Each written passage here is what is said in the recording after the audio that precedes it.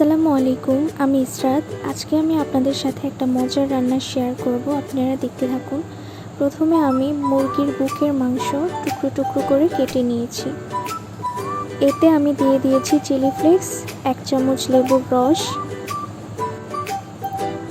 তারপর দেব অল্প একটু লবণ, জিরা গুঁড়া দিয়েছি, 1 চামচ সয়া সস দিয়েছি, অল্প একটু আদা রসুন বাটা দিয়েছি, এটা একসাথে আদা রসুন। এখানে 1 চামচ কর্নফ্লাওয়ার দিয়েছি, আপনারা চাইলে এখানে চালের গুঁড়োটাও দিতে পারেন। আমি চামচের সাহায্যে মাংসের সাথে মশলাগুলো ভালো করে মিশিয়ে নিব। তারপর এটা আমি 5 মিনিটের জন্য রেখে দেব।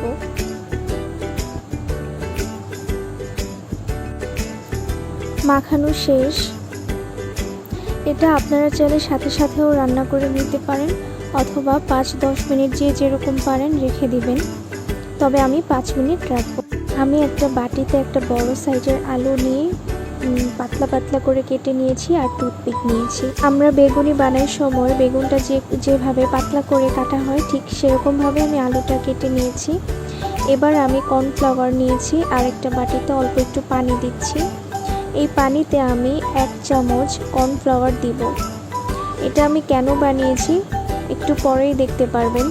কর্নফ্লাওয়ারটা পানির সাথে মিশিয়ে নিব, যেন এটাতে দানা দানা কিছু না থাকে, একদম ভালো করে মিশে যায়।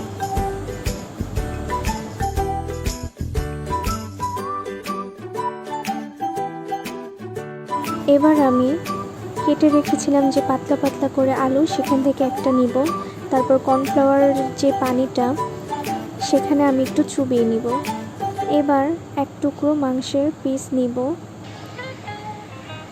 এরপর একটা টুথপিক নিব।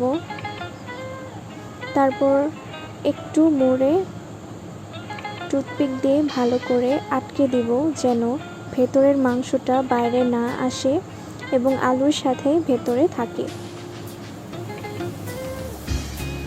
কড়াই গরম করে তেল দিয়ে তেলটাও ভালো করে গরম করে নিয়েছি। তারপর আমি যেগুলো বানিয়েছি সেগুলো একটা একটা করে দিয়ে দিব। এগুলো খুব আস্তে আস্তে তাপ দিয়ে ক্রিস্পি করে ভেজে নিতে হবে। আপনারা যদি তাড়াতাড়ি জাল করে এগুলো ভাজতে যান তাহলে ভেতরের মাংসটা সিদ্ধ হবে না এবং বাইরের যে আলুটা আছে সেটা পুড়ে যাবে। তো এই দিকে অবশ্যই খেয়াল রাখবেন যেন ধীরে ধীরে তাপ দিয়ে এটা ক্রিস্পি করা হয়। আমি একটু উল্টে পাল্টে দিচ্ছি যেন 2 পাশ ভালো করে ভেজে নেওয়া হয়। মোটামুটি একটা কালার চলে আসছে, আমি আরেকটু ক্রিস্পি করে ভেজে নিব। ওইগুলো ভাজা শেষ। এবার যেগুলো বাকি ছিল সেগুলো আমি ধীরে ধীরে দিয়ে দিব এবং ক্রিস্পি করে ভেজে নিব। তোমরা সবাই আমাকে অনেক সাপোর্ট করো, এভাবে সাপোর্ট করে যেও। আর আমার ভিডিওটা অবশ্যই শেয়ার করে দিও। কিছুদিন ধরে দেখছি ভিডিও তেমন শেয়ার হচ্ছে না, প্লিজ একটু শেয়ার করে দিও। আমি যে ভিডিওগুলো দেই তোমরা অনেকেই এগুলো ট্রাই করে আমাকে ইনবক্সে জানাও। এটা আমার খুব ভালো লাগে যে আমি একটা কিছু রান্না করলাম, তোমরা ওটা ট্রাই করে বলতেছো যে আপু অনেক ভালো হয়েছে।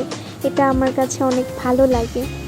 তো আজকে যে রান্নাটা দিয়েছি সেটাও তোমরা বলো যে কীরকম হয়েছে। এই যে মোটামুটি একটা কালার চলে আসছে, একটু পরে আমি নামিয়ে নিব। এই যে আজকের রেসিপি, এটা বিকেলের নাস্তা হিসাবে খুবই ভালো। তোমরা এটা অবশ্যই ট্রাই করবা। এন্ড আমার ভিডিও দেখার জন্য তোমাদের সবাইকে থ্যাংক ইউ সো মাচ।